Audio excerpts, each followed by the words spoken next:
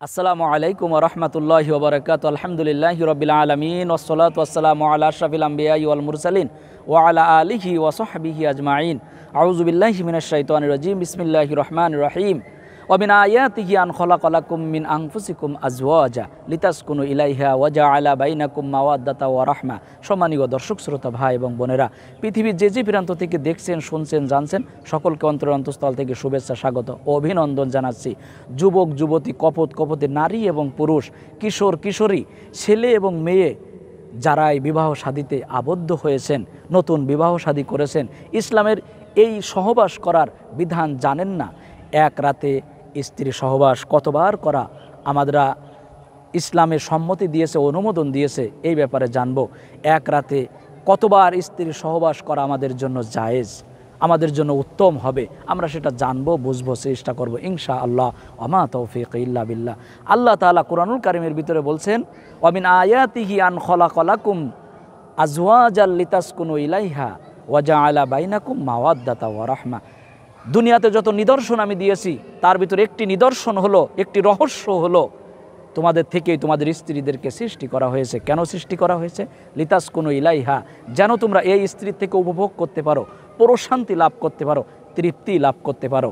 ওয়া জাআলা বাইনাকুম মাওয়াদ্দাতা ওয়া রাহমা।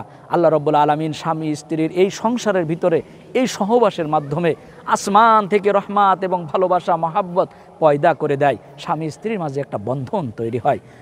আল্লাহ রাব্বুল আলামিন আল্লাহ রাসূল সাল্লাল্লাহু আলাইহি ওয়াসাল্লামকে স্ত্রী সহবাসের ক্ষেত্রে, হায়েজ নিফাসের ক্ষেত্রে এই খুঁটিনাটি বিষয়ে আল্লাহ রাসূলকে সম্পূর্ণ নির্দেশনা প্রদান করেছেন। হায়েজ অবস্থায় স্ত্রী সহবাস করা আমাদের জন্য হারাম। স্বামী এবং স্ত্রী একজন আরেকজনের অন্তরঙ্গ। হুন্না লিবাসুল্লাকুম ওয়া আনতুম লিবাসুল্লাহুন, একজন আরেকজনের কাছে পোশাক স্বরূপ। আল্লাহ রাব্বুল আলামিন অন্যত্রই বলছেন, নিসাউকুম হারসুল্লাকুম ফাআতু হারসাকুম আন্না শি'তুম ওয়াকদ্দিমু লিআনফুসিকুম।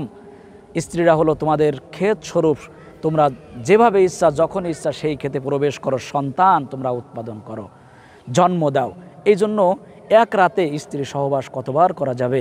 স্বামী এবং স্ত্রী উভয়ে এই অন্তরঙ্গ সম্পর্কের মধ্য দিয়ে একজন আরেকজনের সম্মতিতে, শারীরিক অবস্থার উন্নতির ভিত্তিতে, শারীরিক অবস্থা বুঝে তারা যতবার ইচ্ছা ততবার সহবাস করতে পারে। এখানে আল্লাহ রাব্বুল আলামিন অন্যত্রই বলছেন, মাসনা ওয়া সুলাসা ওয়া রুবা, 2 জন, 3 জন, 4 জন স্ত্রী গ্রহণ করতে পারে একজন পুরুষ। এখান থেকে বোঝা যায় এক রাতে সর্বোচ্চ 4 বার যদি সহবাস করতে সক্ষম হয় একজন পুরুষ, তাহলে সে করতে পারবে।